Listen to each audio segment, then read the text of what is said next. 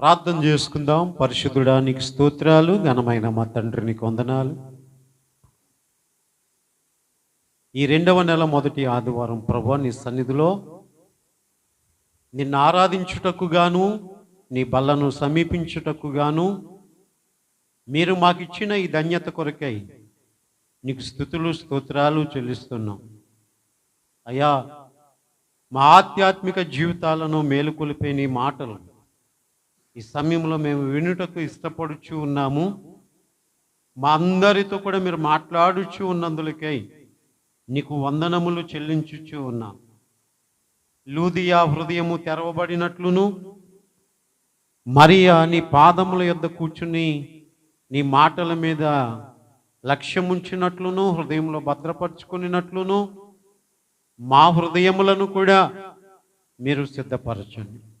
నీ దాసుడనైనటువంటి నన్ను నీ శక్తితో, నీ బలముతో, నీ ఆత్మతో నింపి నాకు మాకందరికీ కావలసినటువంటి వర్తమానమును మీరు అందించుమని, దున్నబడిన మంచి నేలను పడిన విత్తనము నూరంతలుగా ఫలించున్నట్లు మా హృదయములను అట్టి విధంగా సిద్ధపరిచి నీ వాక్యము నూరంతలుగా మాలో ఫలించుటకు నీ కృపను దయచేయమని యేసయ్య నామములో ఈ ప్రార్థన అడిగి వేడుకొనుచున్నాము పరమ తండ్రి.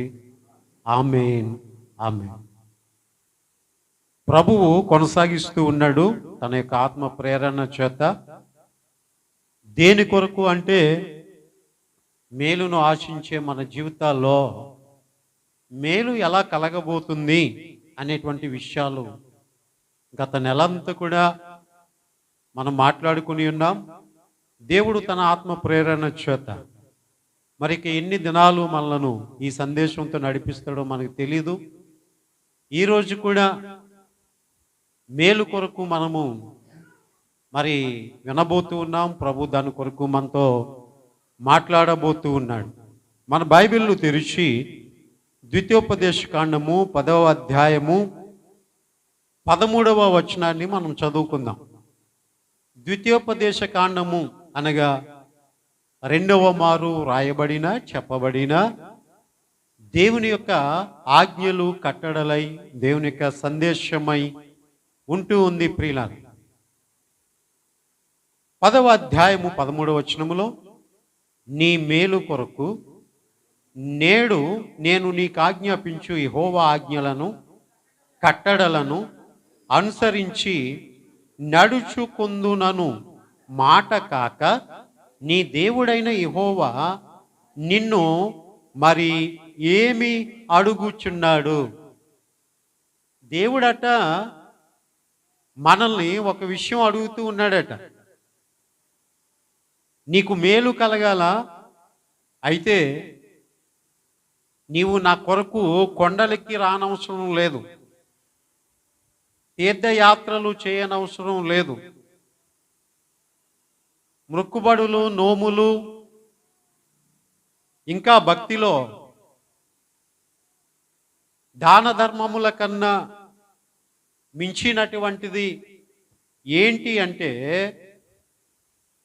నేను నీకు ఆజ్ఞాపించు ఆజ్ఞలను కట్టడలను అనుసరించి నీవు నడుచుకుంటాను అన్నటువంటి మాట నీవు చెబితే చాలు అని అంటూ ఉన్నాడు. ఈ రోజున మన నుంచి ప్రభువు ఒక మాట వినాలి అని ఆశపడుతున్నాడు. అదేంటి అంటే, ప్రభువా నాకు మేలు కలుగునట్లుగా నీ ఆజ్ఞలను కట్టడలను నేను అనుసరించి నడుచుకుంటాను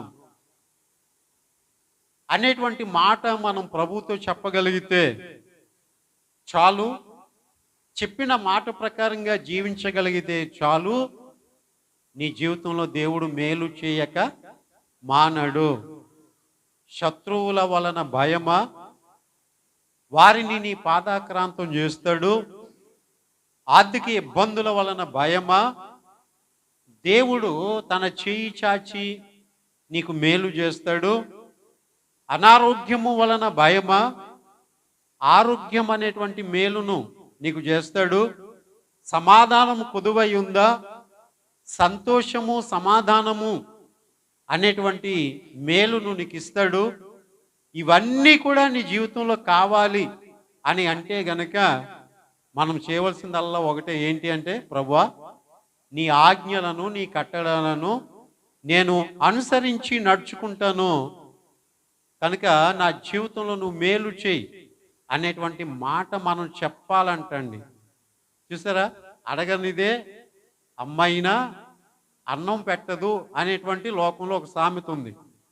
ప్రభువుని కూడా నీ తీర్మానాన్ని తెలియచేస్తూ నీవు అడిగినట్లయితే దేవుడు నీకు మేలు చేస్తాడు. కనుక దేవుడు అడుగుచున్న మాట ఏంటి అంటే, నేను ఇట్లా నడుచుకుంటాను ప్రభువా అని మనం చెప్పాలంట.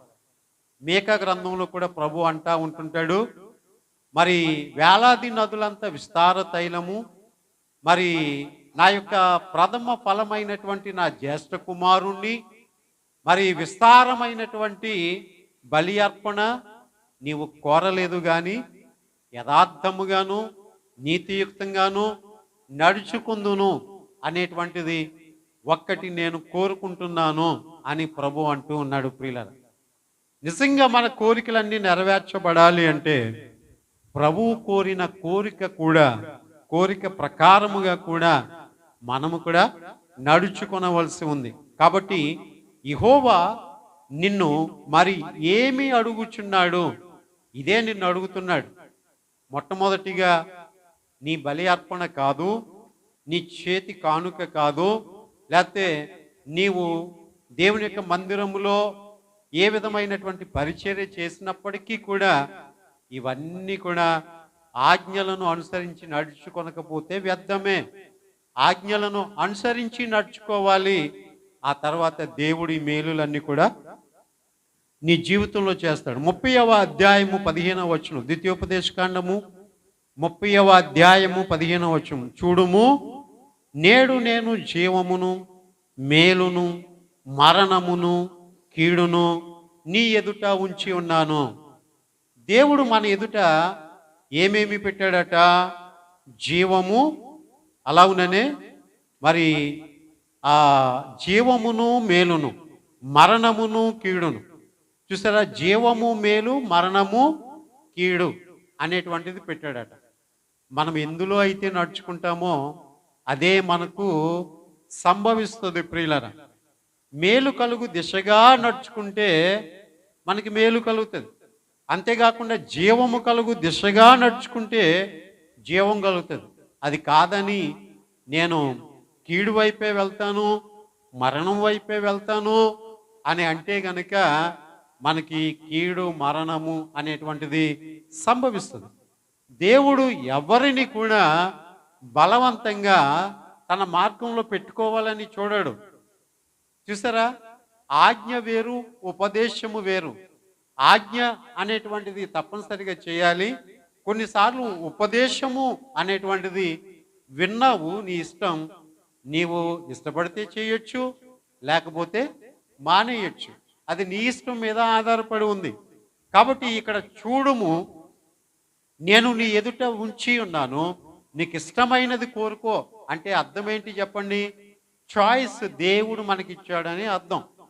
కనుక ఈ చాయిస్ అయితే కీడుకు లేకపోతే మేలుకు మనము వినియోగించుకోవాల్సి ఉంది. ప్రియులారా, ఈ ప్రతి సందేశానికి కూడా ఒక మూలవాక్యాన్ని చూపించి చరిత్ర ఆధారితమైనటువంటి ఆ బైబిల్ గ్రంథంలో ఉన్నటువంటి కొన్ని సంఘటనలు నేను మీకు వివరిస్తూనే ఉన్నాను.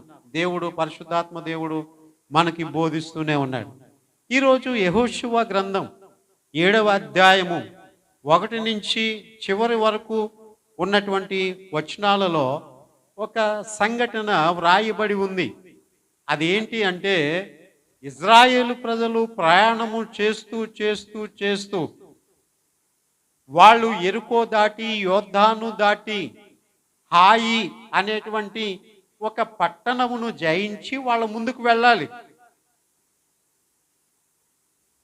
ఈ పట్టణాన్ని జయించడానికి వాళ్ళు ఏమైంది అంటే అక్కడ ఓడిపోయి తిరిగి వచ్చారు. ప్రియులారా, దేవుడు అన్నాడు, నేను మీకు తోడుగా ఉంటాను, నీకు ముందుగా నా దూతను పంపుతాను, నీ శత్రువులు నీ మీద విజయం పొందరు,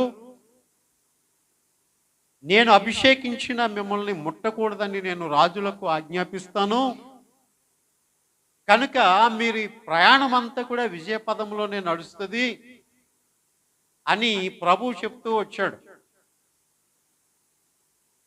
ఈ దేవుడు వీరిని నడిపిస్తూ నడిపిస్తూ నడిపిస్తూ 40 సంవత్సరాల ప్రయాణంలో ఇంచుమించుగా చివరి ఘట్టానికి వచ్చేసారు.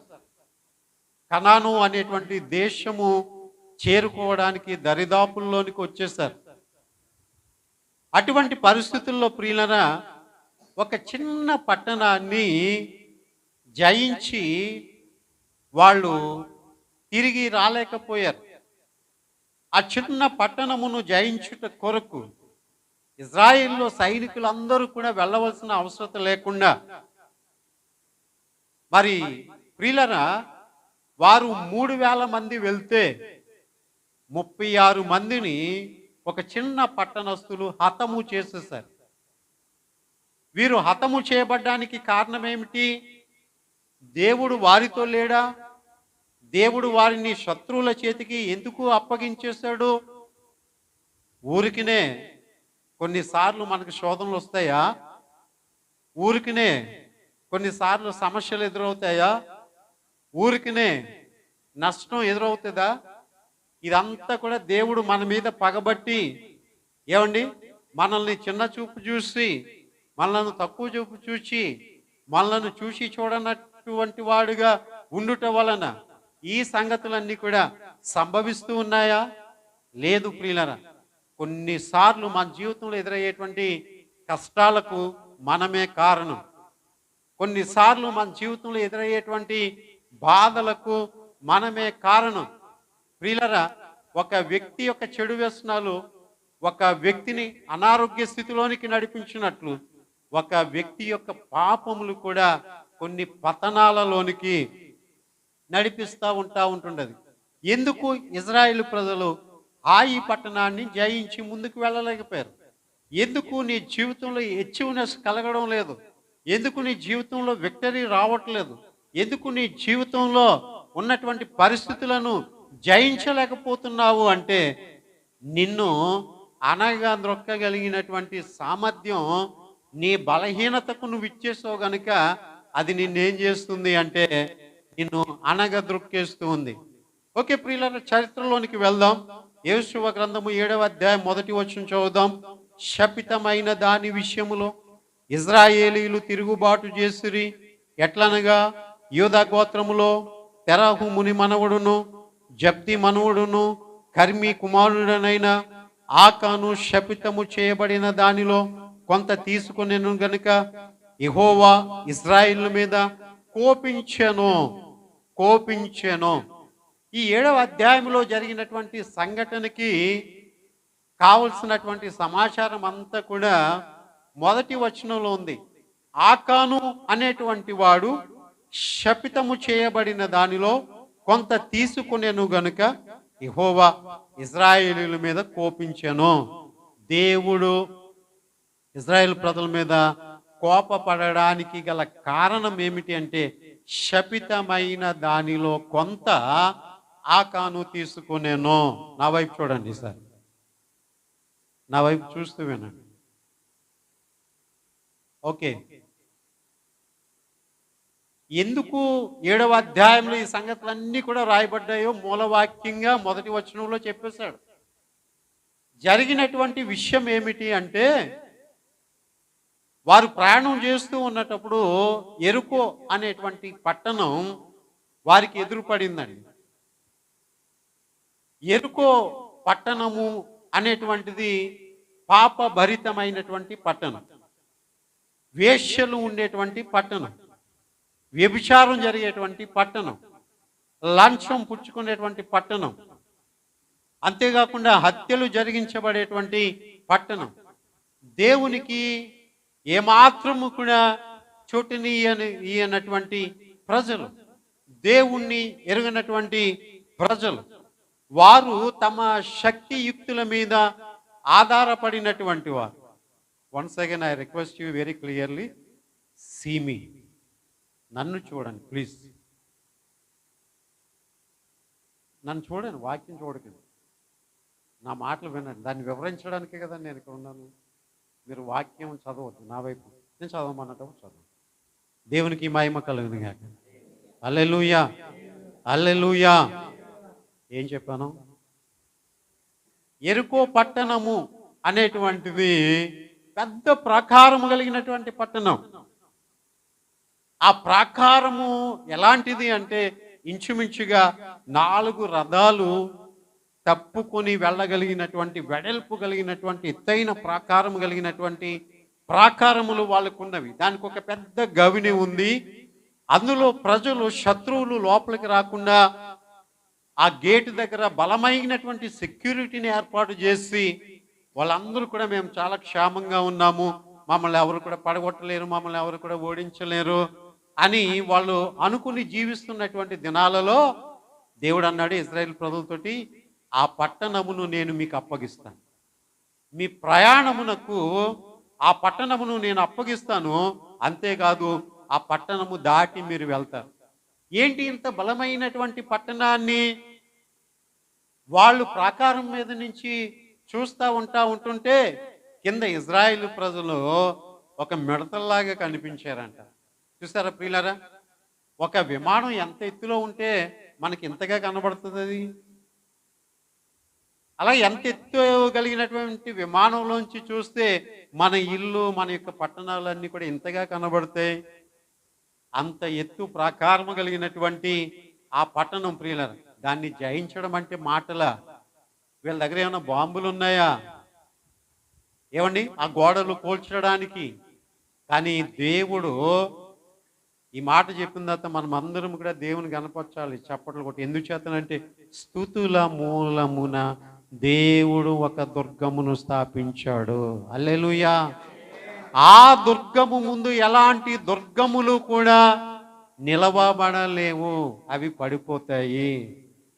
నీ స్తుతి దుర్గము ముందు ఏ దుర్గము కూడా నిలబడు. స్తుతి చెప్తే సాతానుగాడు పారిపోతాడు. స్తుతి చెప్తే చాలు ఏమండి శత్రువు యొక్క గుండెల్లో వణుకు పడుతుంది.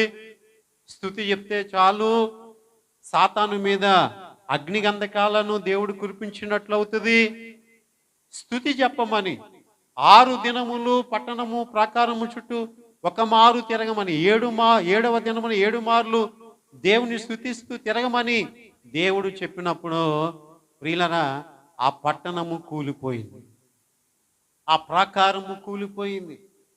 అయితే ముందుగా ఏర్పరచబడినటువంటి రాహాబు అనేటువంటి వేశ్య ఆ పట్టణంలోంచి రక్షించబడింది.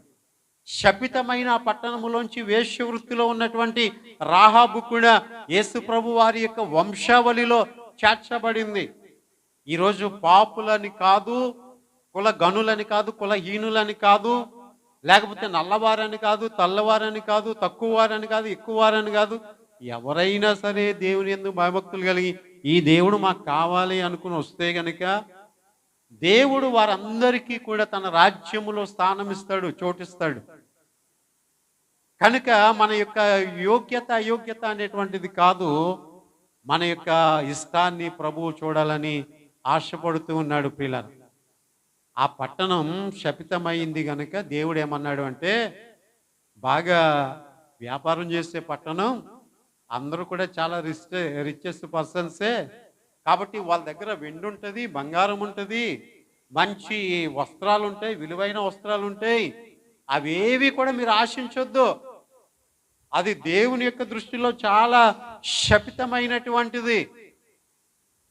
మీరు దాన్ని ముట్టుకోకుండా వెళ్ళిపోవాలి తప్ప దాన్ని ఆశించకూడదు. ఏమండి చాలా ఆకర్షణగా ఈ రోజుల్లో వైన్ షాపులు మంచి లైటింగ్తో ఉంటాయి,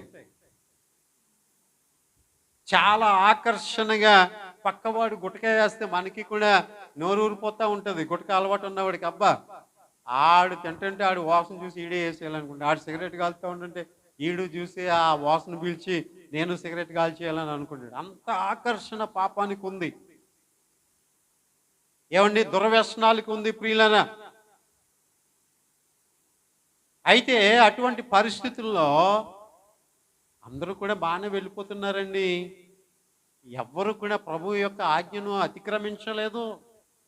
యెహోషువ చెప్పినట్లుగా అందరూ కూడా అమ్మో కనబడ్డది బంగారం ముట్టుకోకూడదు,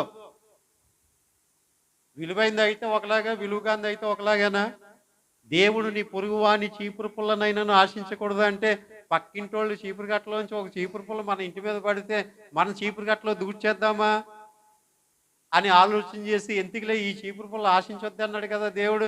ఏమండి మీ చీపురు గట్టలో చీపురు పుల్ల పడిపోయిందండి, ఇదిగోనండి ఇచ్చేయండి, తీసుకోండి అని ఇచ్చేయడం చాలా సులువే. అదే బంగారపు ఆభరణం కనబడితే అప్పుడు మనసు వేరేలాగా ఉంటుంది. మనకు దొరికినా దొరకలేదని చెప్పాలి, మనకు కనబడినా కనబడలేదని చెప్పాలి. దాన్ని జాగ్రత్తగా మనం దాచేసుకోవాలి. కొన్నిసార్లు విలువ లేనటువంటి వాటిని మనము త్యజించగలుగుతున్నాము, కానీ విలువైనటువంటి వాటిని త్యజించగలిగినదే నిజమైన విశ్వాసము, నిజమైన దైవభక్తి. హల్లెలూయా, హల్లెలూయా, హల్లెలూయా. ఆఖరికి అన్య సంబంధమైన అమృతం నీ ముందు పెట్టినా నాకు వద్దు అని చెప్పగలగాలి. కనుక ప్రియులరా, ఆకాను అనేటువంటి వాడు మొదటి వచనంలో చెప్పబడిన ఆకాను అనబడినటువంటి వాడు శపితమైన దానిలో నుంచి కొంత తీసి గుడారంలో దాచుకున్నాడట. దేవుని యొక్క కోపము వారి మీదకి వచ్చిందంట. దేవుని యొక్క కోపము వారి మీదకి వచ్చిన సంగతి వాళ్ళకి ఎలా తెలిసింది? నేను కోపపడుతున్నాను అమ్మంటది ముందుగా చెప్తా ఉంటుంది, అరే కొడతానరా అని చీపురు కట్ట పట్టుకునే లేకపోతే పొల్లట్టుకునే ఏం చేస్తుంది చెప్పండి, బెదిరిస్తూ ఉంటుండదు. ఎంత కోపపడింది అన్న తర్వాత వేసే దెబ్బను బట్టి ఆధారపడి ఉంటుంది. ఏమండి గట్టిగా తగిలిందా మెత్తగా తగిలిందా అంటే గట్టిగా తగిలితే గట్టిగా కోపం వచ్చింది, మెత్తగా తగిలితే చిన్న కోపం వచ్చింది. సరే, దేవుడు మనసులో ఉంచుకున్నాడు వీళ్ళకి ఎలా బుద్ధి చెప్పాలా అని అనుకున్నాడు. ఆయన చెప్పడం మొదటే చెప్పేశాడు కాబట్టి ఇంక రెండోసారి ఇలా ఎందుకు చేశారని అడగలేదు, ఇలా ఎందుకు చేశారని అడగలేదు. కానీ దేవుడినే వారు ఏమని అడిగారంటే, ప్రభువా నువ్వెందుకు ఇలా చేసావు అని అడిగేలాగా చేశాడు. అప్పుడు ఆయన సమాధానం చెప్పాడు. సరే ప్రియులరా, ఎవ్వరికి తెలీదు ఆకాన్ అనేటువంటి వాడు చాలా రహస్యంగా ఆ బంగారు కమ్మి సీనారు వస్త్రము కనబడగానే అటు చూస్తాడు ఇటు చూస్తాడు, ఎవరు చూడట్లేదు కదా అనుకున్నాడు. అమ్మయ్య ఎవరో చూడలేదురా బాబు అని అనుకున్నాడు. తీసుకెళ్ళి తన గుడారములో భూమి కింద పాతి పెట్టేశాడు, దాచేశాడట. ఎవ్వరు చూడలేదు అనుకుని రహస్య పాపాలు మనం చాలా చేస్తున్నాం కదా. మా ఇంట్లో ఎవరు లేరులే, ఇది అనుకూలమైన సమయం, ఇక్కడ ఎవరు లేరులే, ఊరుగా అనేటువంటి ఊరు వచ్చాను, ఏమండి ఇక్కడ ఎవరు లేరులే, నా ఫ్రెండ్ నేనే ఉన్నాను అనుకుని మనం ఏదైనా పాపానికి పాల్పడితే గనుక దేవుడు చూస్తున్నాడు, జాగ్రత్త. దేవుడు చూస్తున్నాడు, జాగ్రత్త. కీర్తనకారుడు అన్నాడు, నీ ఆత్మ యొద్ద నుండి నేను ఎక్కడికి పారిపోదును, ఆకాశ మండలములకు ఎక్కినను నువ్వు అక్కడను ఉన్నావు, భూ దిగంతముల్లోకి దిగిపోయినను అక్కడను నీవు ఉన్నావు, నీవు లేని చోటు ఏది కూడా లేదు అని అన్నాడు. ప్రియులను, నీవు లేని చోటేది యేసయ్యా,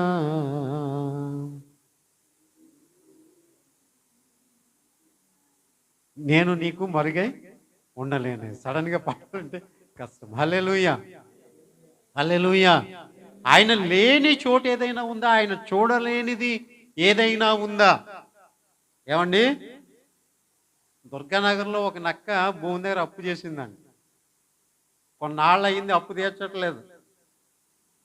నక్కని భూమి అడిగిందంట, ఏమే ఎప్పుడు అప్పు తీరుస్తావు అంటే, తీరుస్తానులే అని ప్రతిసారి చెప్తుందంట. ఇంక విసిగించేస్తుందంట భూమి, తీరుస్తావా తీర్చవా ఏంటి నీ సంగతి అంటే, నీకు అలాగుందా, అయితే నేను అనకాపల్లి పారిపోతాను చూడనుకుని అనకాపల్లి పారిపోయిందంట. అమ్మయ్యా అని అనుకుని అనకాపల్లిలో ఒక చెట్టు కింద పడుకుందండి. పడుకుంటే అప్పుడు అడుగుతుందంట మళ్ళా భూమి, నా అప్పు తెచ్చావు అని. ఇదేంటి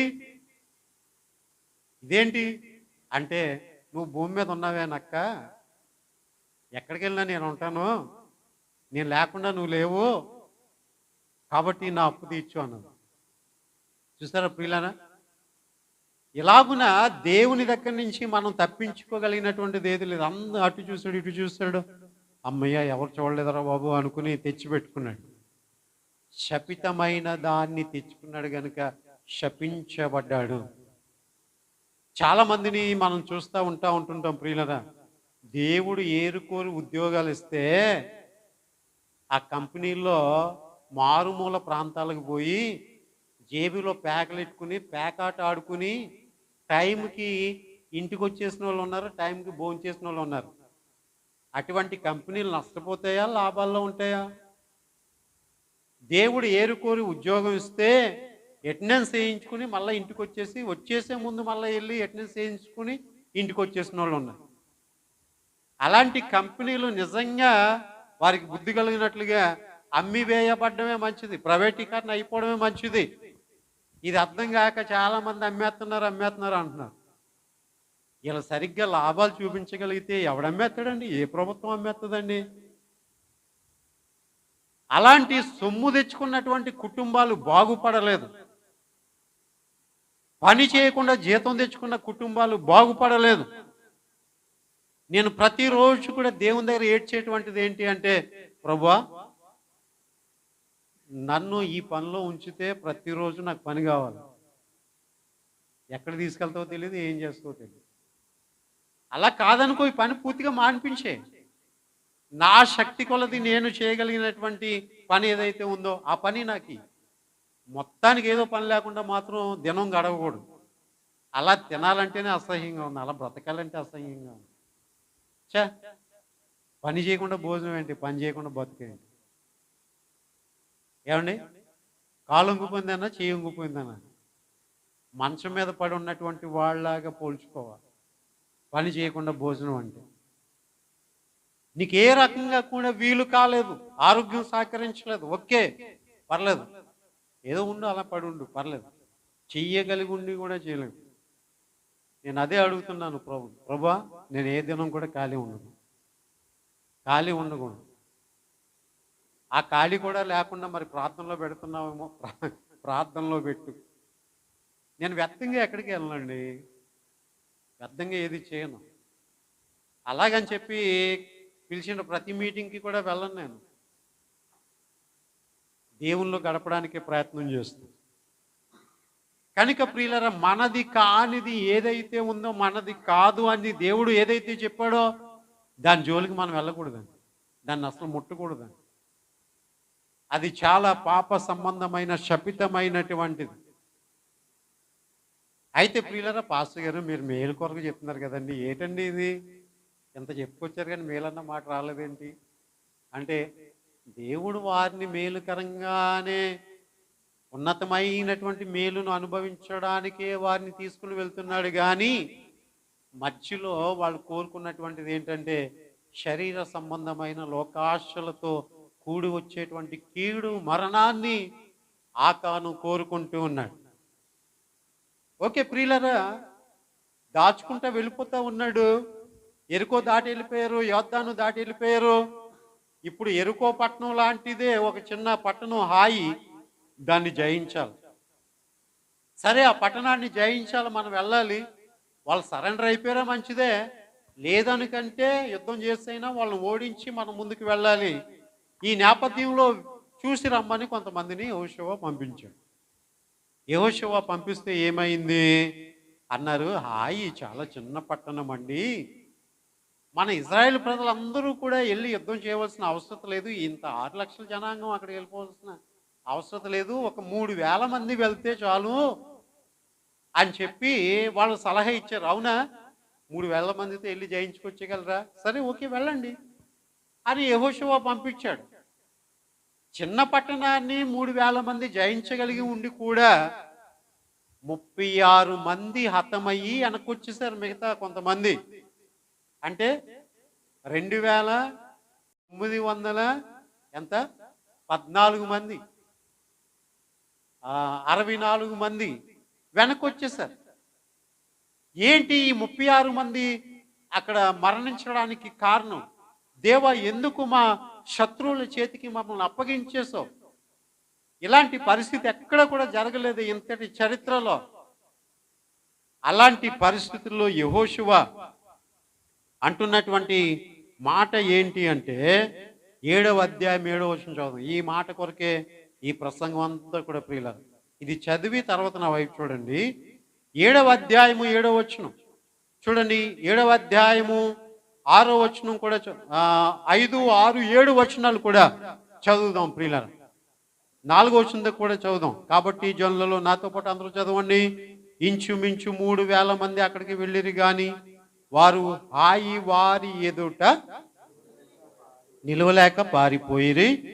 అప్పుడు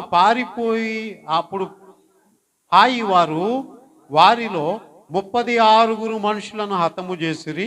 మరియు తమ గవిని యొద్ద నుండి షెబారిము వరకు వారిని తరిమి మోరాదులో వారిని హతము చేసిరి. కాబట్టి జనులు గుండెలు కరిగి నీరైపోయాను.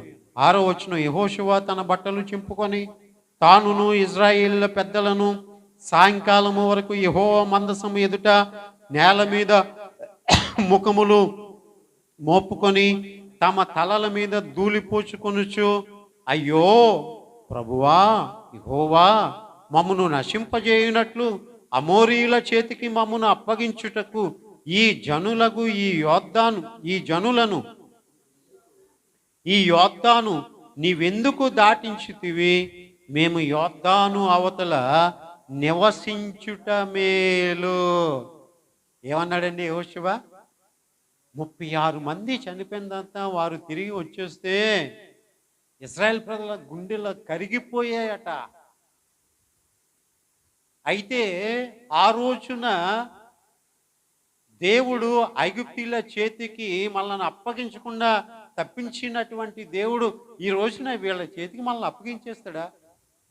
36 మందిని చంపేశారంటే మనల్ని అందరినీ చంపేస్తారేమో, ఈ కొద్ది మంది మన అందరికంటే ఎక్కువ బలాఢ్యులేమో అని నేల మీద ముఖము మోపుకొని ఇజ్రాయిల్ యొక్క పెద్దలు యెహోషువ ఏం చేశారట? నేలను సాష్టాంగపడి దేవునికి ప్రార్థన చేశారట. కారణం ఏంటండి? వెనకతలో ఒకడున్నాడు. వాడు ఎలాంటి వాడంటే, బుక్కావాని తైలములో చచ్చిన ఈగలు పడుట వలన ఆ తైలం అంతా కూడా చెడు కంపు కొట్టిందంట. బుక్కవాడు తైలం తయారు చేయడానికి ఎంత ప్రయాసపడతాడో తెలుసా అండి? ఆ పర్ఫ్యూమ్ స్మెల్ రావడం కోసం, ఆ సెంట్ రావడం కోసం వివిధ రకాల చెట్ల దగ్గర నుంచి వివిధ రకాల పూలను సేకరించి ఆ పర్ఫ్యూమ్ తయారు చేస్తాడు. ఆ తైలాన్ని తయారు చేస్తాడు. అది సువాసన కలిగినటువంటిది. దానిలో చచ్చిన ఈగలు పడగానే అది కంపు కొట్టిందంట. చూసారా ప్రియులరా? కడవడ పాలలో ఒక విషపు చుక్క పడ్డం వలన పాలంతటిని కూడా విరిచివేసినట్లు ఒక్కడు చేసిన తప్పిదం అనేక మంది దోషానికి కారణమైంది. చాలా మంది అనుకుంటా ఉంటుంటారు, నా మట్టికి నేనే పాపం చేస్తున్నానులే అని అనుకుంటా. ఏమండి, తన మట్టికి తానే పాపం చేసినటువంటి అనేక మంది తమతో పాటు తమ భార్యలను కూడా పాలిభాగస్తులు చేశారు వారికి తెలియకుండానే. ఎలాగున్నో తెలుసా? భర్త వ్యభిచారి అయి పరస్త్రీతో సాంగత్యం పెట్టుకుని ఇంటికి వచ్చి మళ్ళీ తన భార్యను కూడా కలుసుట వలన ఆ ఎయిడ్స్ వ్యాధి భార్యకి కూడా అంటించిన పాపానికి వాడు ఒడిగట్టుకున్నటువంటి వాడయ్యాడు. స్త్రీలు కూడా అంతే. అక్రమ సంబంధాలు ఇవి రెండు కూడా ఏం చేస్తున్నాయంటే, ఈ భార్య భర్తలు ఇద్దరు కూడా ఆ తీరని వ్యాధి అయినటువంటి ఎయిడ్స్కి గురై కొంతకాలానికి చనిపోతే పిల్లలు అనాథలు అయిపోతుంది. మొత్తం ప్రభావం అంతా కూడా దేని మీద పడుతుంది అంటే కుటుంబం మీద పడిపోతుంది. నువ్వు చేసిన తప్పు నేను ఒక్కడనే అని అనుకుంటున్నావేమో. నువ్వు చేసిన తప్పుతో ఇంట్లోకి రావడం వల్ల ఇంటి మీద దురాత్మ పరిపాలన చేస్తుంది. జాగ్రత్త సుమా, నేను ఒక్కడనే పర్లేదు, ఏదైనా నాకే లేదు అని అనుకోకు. నిన్ను బట్టి సాతానుగాడి కుటుంబం అంతట్లో కూడా చెలరేగిపోతాడు వాడు. జాగ్రత్త సుమా, జాగ్రత్త సుమా. ఎందుకు ఇశ్రాయేల్ ప్రజలు ఇంత కలవరం వచ్చేసింది? ఎందుకు వాళ్ళ యొక్క గుండెలు అంతగా కరిగిపోయాయి? ఏమి జరిగింది ప్రభువా? ఏమైంది ప్రభువా? ఎందుకు మమ్మల్ని ఇక్కడ దాకా తీసుకుని వచ్చావు? యోర్దాను అవతల ఉంచేసినా బాగును, ఈ అమోరీయులు దాటి వెళ్ళలేమేమో అని అంటే దేవుడు అన్నాడు, యెహోషువా ఎందుకు ఇలాగున్నా నీవు ముఖము నేలన మోపుకున్నావు? 8వ వచనంలో ప్రభువా కనికరించుము, ఇశ్రాయేలు తమ శత్రువుల ఎదుట నిలువలేక వెనుకకు తిరిగినందుకు నేనేమి చెప్పగలను? కనానీయులను ఈ దేశ నివాసులందరూ విని మమ్మను చుట్టుకుని మా పేరు భూమి మీద ఉండకుండా తుడిచివేసిన ఎడల ఘనమైన నీ నామమును గూర్చి నీవేమి చేయుదవని ప్రార్థింపగా. హల్లెలూయా, హల్లెలూయా.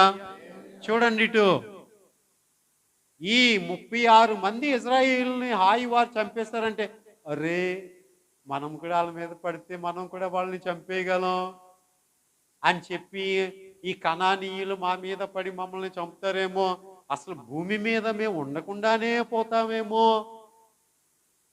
కనుక ప్రభువా ఏంటి నేను ఏమి చేయగలనని చేయుదునని ప్రార్థించాడట నాయకుడికి. ఎంత సమాజంలో జరిగినటువంటి ఒక వ్యక్తి యొక్క కారణం సమాజాన్ని కలవరపరిచింది, అంతేకాకుండా ఆ నాయకుడిని కూడా కలవరపరిచింది. ఏమండి,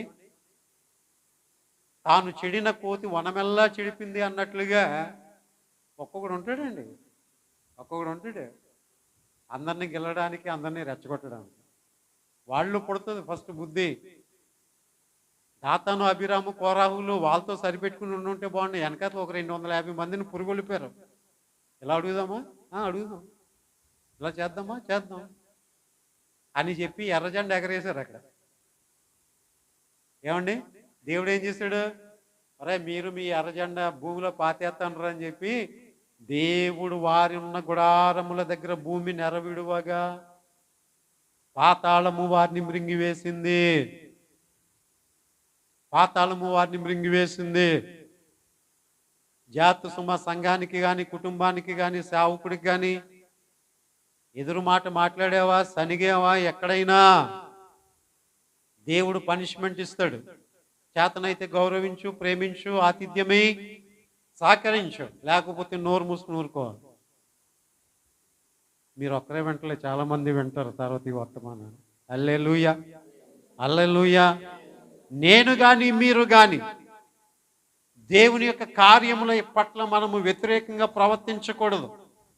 అంతేకాదు ఇంకొకరు చెప్పింది వినకూడదు. మనం నేను రెచ్చగొట్టేస్తారు.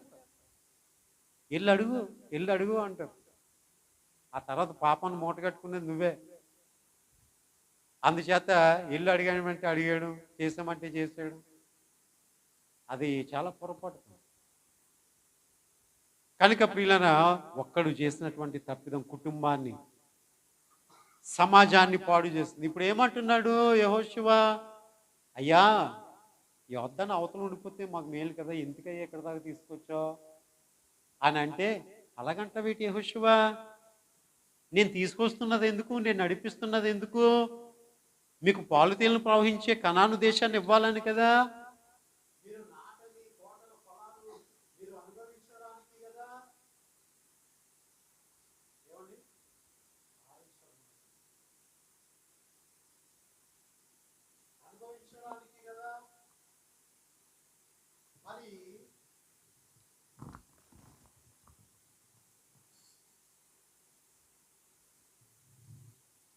మరి మీరు కట్టనటువంటి ఇండ్లలో మిమ్మల్ని నివసింప చేయుటకు కదా. అవును ప్రభా, మరి అవును, మరి అయితే ఎందుకు మేము ఎలా ఓడిపోయాం? యెహోషువ నా తప్ప, అది నా తప్ప? నేను చేతగాని వాడినా?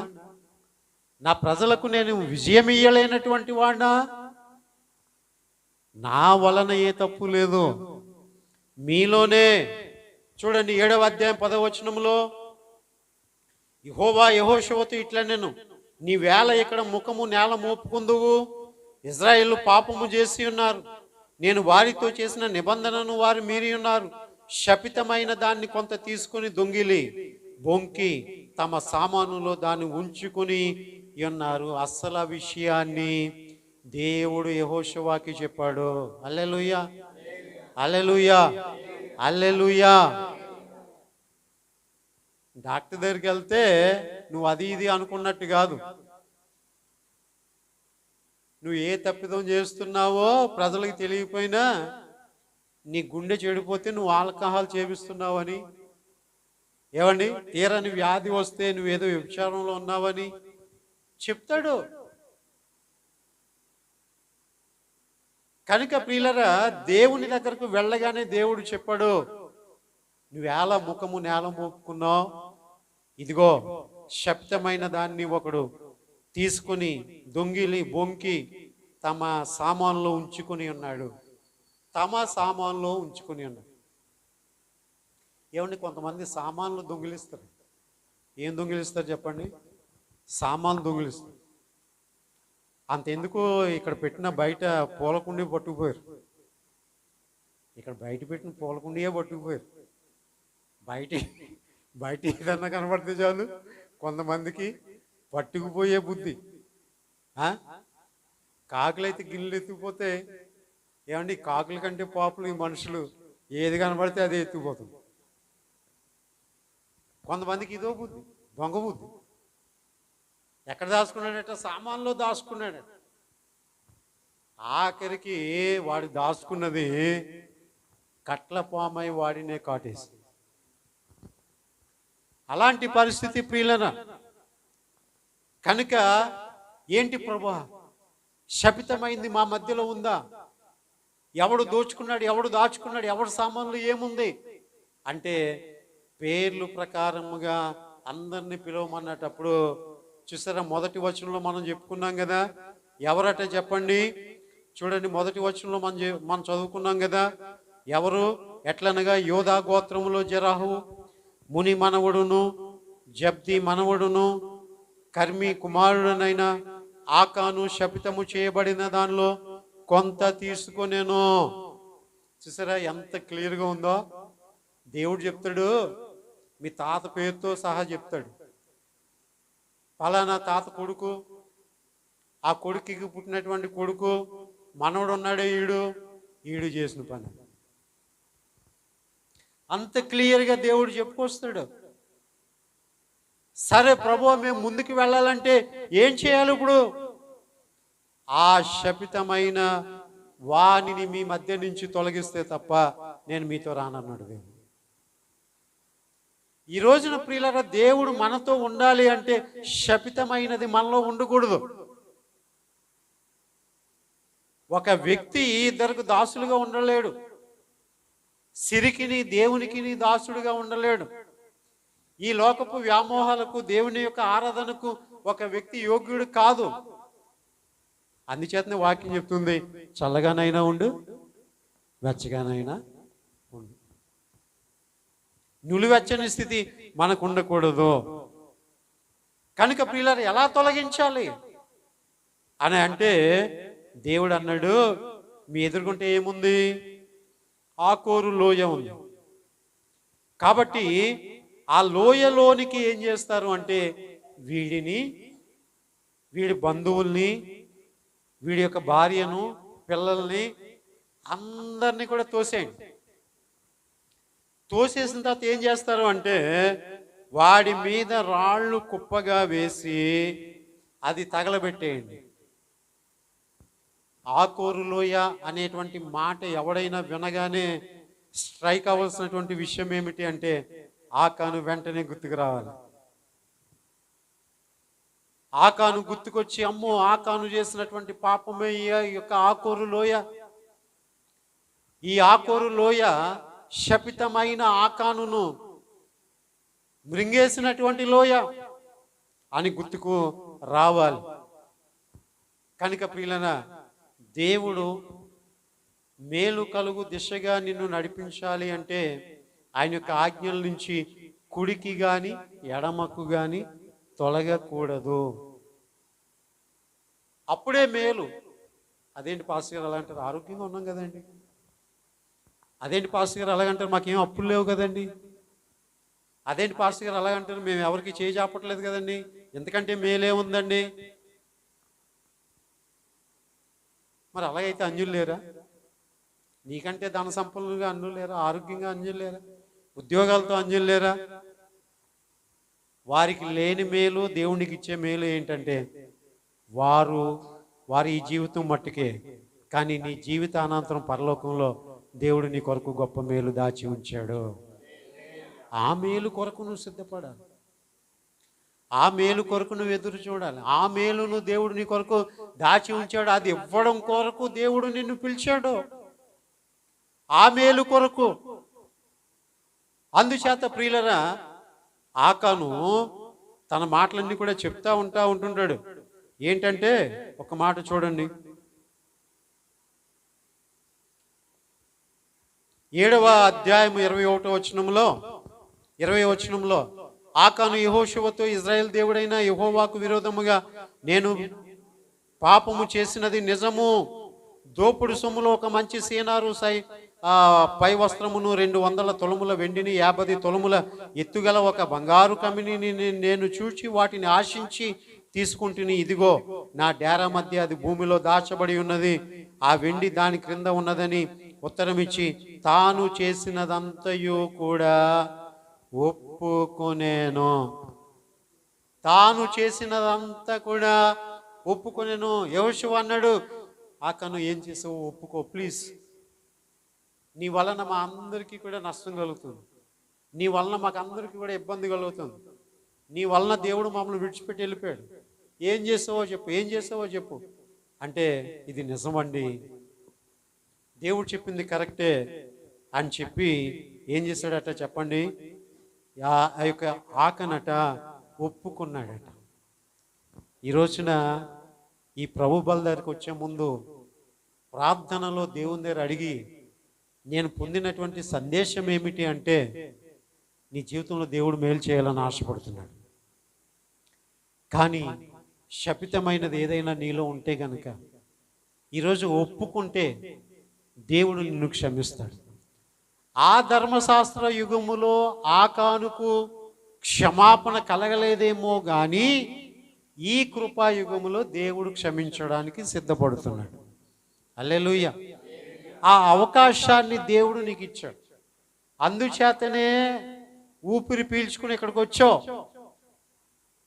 లేదంటే ఊపిరి ఆయన తీసుకున్న మనం మంటికి మంటిపాలు అయి ఉండేవాళ్ళం. అలాగని చెప్పి పాపము లేదు కాబట్టే ఇక్కడికి వచ్చామా? పాపము లేదు కాబట్టే ప్రభు బల దగ్గరకు వచ్చేస్తున్నామా? లేదు. వాక్యాన్ని 1-5 నిమిషాలు ధ్యానం చేసి మనం ముందుకు వెళ్ళిపోదాం. పరిశుద్ధాత్మ దేవుడు మనల్ని నడిపిస్తున్నాడు కనుక యోహాను సువార్త యోహాను పత్రిక మొదటి పత్రిక 1వ అధ్యాయం 7, 8, 9 వచనాలు మనం చదువుదాం ప్రియులారా. యోహాను రాసిన మొదటి పత్రిక 1వ అధ్యాయం 7వ వచనం చివరిలో ఉంటుంది. పుస్తకాలన్నిటికీ చివరిలో ఉంటుంది. ప్రకటన యోధ ముందు 1 యోహాను, 2వ యోహాను, 3వ యోహాను ఉంటుంది. అయితే ఆయన వెలుగులోనున్న ప్రకారము చదవాలి. మనమును వెలుగులో నడిచిన యెడల మనము అన్యోన్య సహవాసము గల వారమై ఉందము. అప్పుడు ఆయన కుమారుడైన యేసు రక్తము ప్రతి పాపము నుండి మనలను పవిత్రులనుగా చేయను. హల్లెలూయా. యేసు రక్తము మనలను ప్రతి పాపము నుండి కూడా పవిత్రులుగా చేస్తుంది. నిన్నంతా ఎక్కడెక్కడికో తిరిగి వచ్చారు మీరు మొన్న వేసుకున్న బట్టలు నిన్న కూడా వేసుకుని ఉండొచ్చు. డ్యూటీకి వెళ్ళే వాళ్ళు డ్యూటీలు, ఇంటి దగ్గర ఉండేటువంటి వాళ్ళు వంట దగ్గర గట్ట నైటీ వేసుకుని పనులు చేస్తుంటారు. కానీ ఇక్కడికి ఎలా వచ్చారు చెప్పండి? ఉతికినవి, ఐరన్ చేసుకున్నవి, ఏమండి మురికి శరీరం మీద కట్టుకుని వచ్చేసారా? శుభ్రంగా స్నానం చేసి తలంటుకుని ఇక్కడికి వచ్చారు కదా. ఒక నీటితో మనల్ని శుభ్రం చేసుకున్నాం, నీటితో ఉతకబడిన వస్త్రమును మనం ధరించుకున్నాం. అలాగే మన అంతరంగంలో ఉన్నటువంటి పాపము యేసు రక్తము మనల్ని పవిత్రులుగా చేస్తుందంట. హల్లెలూయా. యేసు రక్తము మనల్ని పవిత్రులుగా చేస్తుంది. 8వ వచనం, మనము పాపము లేని వారమని చెప్పుకునే ఎడల మనలను మనమే మోసపుచ్చుకుందాము. ఆ పాస్టర్ గారు ఏంటో ఎంత గట్టిగా చెప్పేస్తాడు, అలా ఖండించేస్తాడు, ఇలా ఖండించేస్తాడు. ఏమండి, మనం నీతిమంతులు యథార్థవంతులు ఎవరో పాపులు చెప్పుకుంటే బాగుంటుంది, కానీ మనకెందుకండి ఇలాంటి ప్రసంగాలు? మనకెందుకు ఇలాంటి ప్రసంగాలు అని ఎవరైనా అనుకుంటే గనక, నీకు నీవే నీతిమంతుడు అని అనుకుంటే గనక నిన్ను నీవే మోసపుచ్చుకుంటున్నావు. మనలో పాపం లేదని మనము అనుకునే ఎడల మనలను మనమే మోసపుచ్చుకుంటున్నాం. కాదు ప్రియులారా, మరియు మనలో సత్యం ఉన్నదు. 1వ అధ్యాయం 9వ వచనం, మన పాపములను మనము ఒప్పుకునే ఎడల ఆయన నమ్మదగిన వాడును నీతిమంతుడును గనుక మన పాపములను క్షమించి సమస్త దుర్నీతి నుండి మనలను పవిత్రులుగా చేస్తాడు. హల్లెలూయా, హల్లెలూయా. ఆకాను ఒప్పుకుంటున్నాడు, నేను ఒప్పుకుంటున్నాను అన్నాడు. యెహోషువ అన్నాడు ఒప్పుకో అన్నాడు. నువ్వేం చేసావో ఒప్పుకో, నేను ఒప్పుకుంటున్నాను ఇది చేశానని. ఇక్కడ వాక్యం చెప్తుంది, మన పాపములను మనం ఒప్పుకున్న ఎడల ఆయన నమ్మదగిన వాడును నీతిమంతుడును గనుక సమస్త దుర్నీతి నుండి మనల్ని పవిత్రపరిచి నీతిమంతులుగా చేస్తాడట. హల్లెలూయా. ఈ రోజున ఏదైనా ఒప్పుకుంటే నీతిమంతునిగా వెళ్తాం. ఆ యొక్క సుంకరి ఏం చేశాడు చెప్పండి? ఆకాశము వైపు కన్నులెత్తుటకైనను నేను యోగ్యుడను కానని తన పాపములను ఒప్పుకొని కన్నీరు గార్చి ప్రార్థన చేశాడు. నీతిమంతుడిగా తీర్చిదిద్దబడి వెళ్ళాడు. హల్లెలూయా, హల్లెలూయా. నీ రొమ్ములో నువ్వు పాపమును లక్ష్యము చేసిన ఎడల వాకిట పాపము శాపము పొంచి ఉంటుందట. ఒప్పుకోవాలి, ఎప్పటికప్పుడు ఒప్పుకోవాలి, ప్రతిరోజు ఒప్పుకోవాలి. అది నువ్వు ప్రతిరోజు స్నానం చేసి నీ మురికి కడుక్కున్నట్టు అవుతుంది. స్నానం చేయకుండా ఒక 4 రోజులు ఉంటే ఏమవుతుంది చెప్పండి? ఏమండి, కంపు కొడుతుంది, రెండవది దురదలు వస్తాయి, ఆ తర్వాత పుళ్ళు బయలుదేరుతాయి. పాపం కూడా అట్లనే, అది నిన్ను చంపేస్తుంది. కడుక్కో, ప్రతిరోజు శుద్ధీకరించుకో. అందుచేత ప్రియులరా, 1వ అధ్యాయం 10వ వచనంలో మనము పాపము చేయలేదని చెప్పుకునే ఎడల ఆయనను అబద్ధికునిగా చేయువారం అవుదుము, మరియు ఆయన వాక్యము మనలో ఉండదు. ఇదే మాట యెహోషువ అంటున్నాడు. అయ్యా మేమేం చేసామయ్యా? యెహోషువ నువ్వేం చేయలేదు.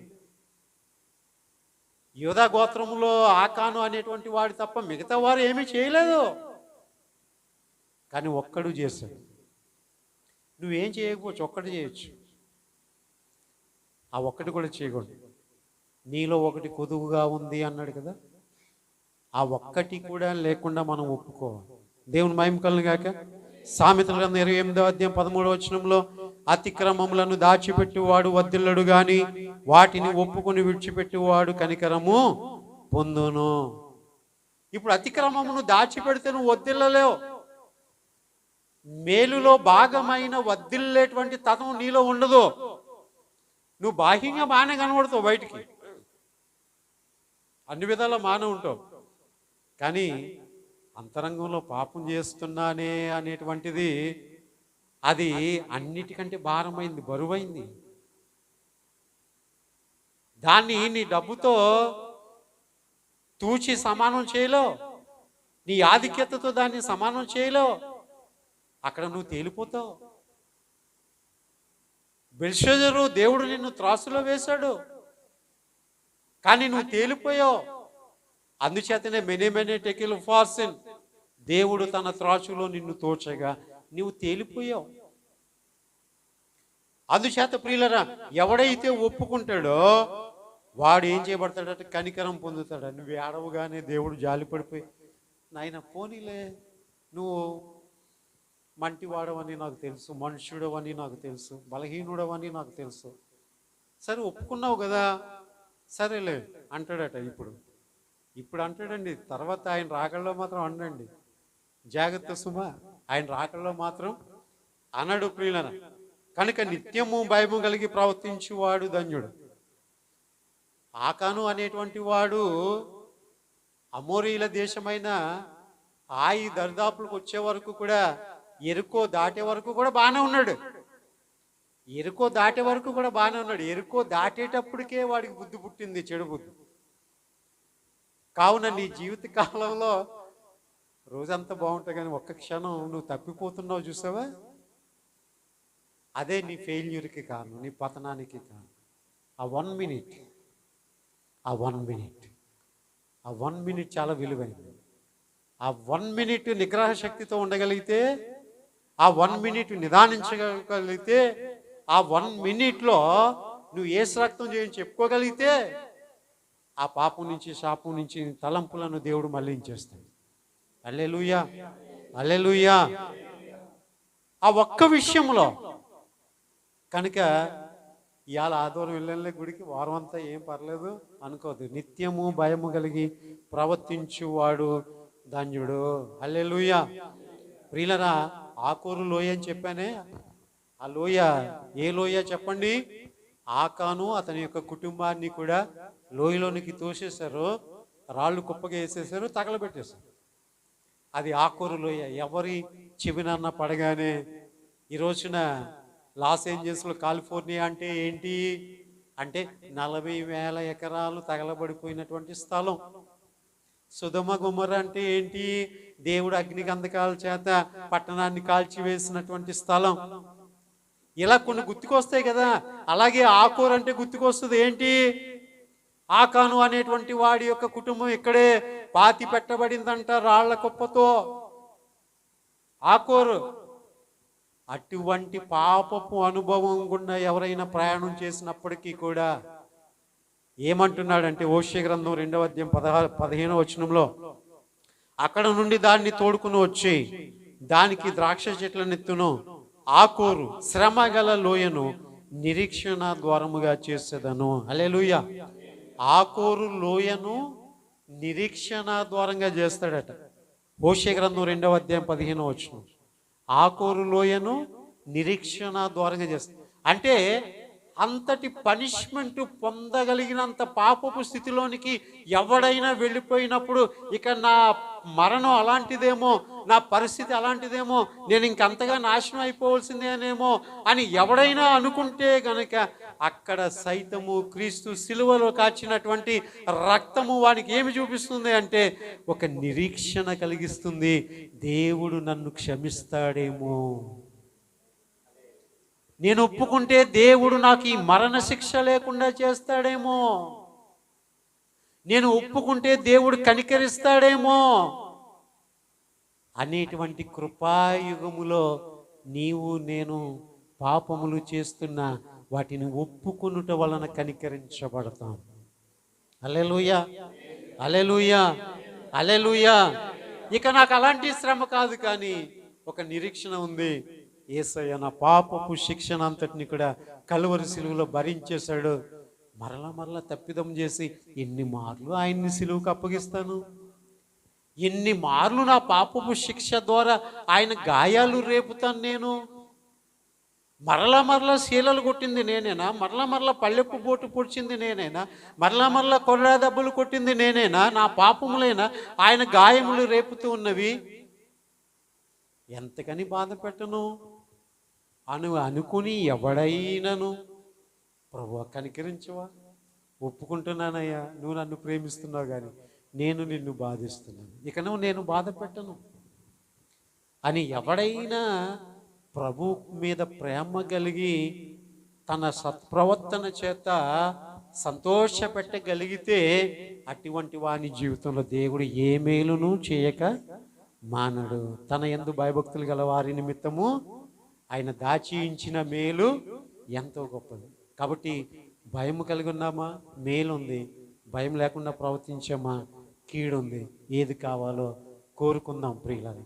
కనుక ఇదిగో మన పాపములను మనం ఒప్పుకునే ఎడల ఆయన నమ్మదగిన వాడును నీతిమంతుడును గనుక మనలను సమస్త దుర్నీతి నుండి ఆయన విడిపించి మనలను నీతిమంతులుగా చేస్తాడు. ప్రార్థన చేసుకుందామా? తలలు వంచి మోకరించి ప్రార్థన చేసుకుందామా?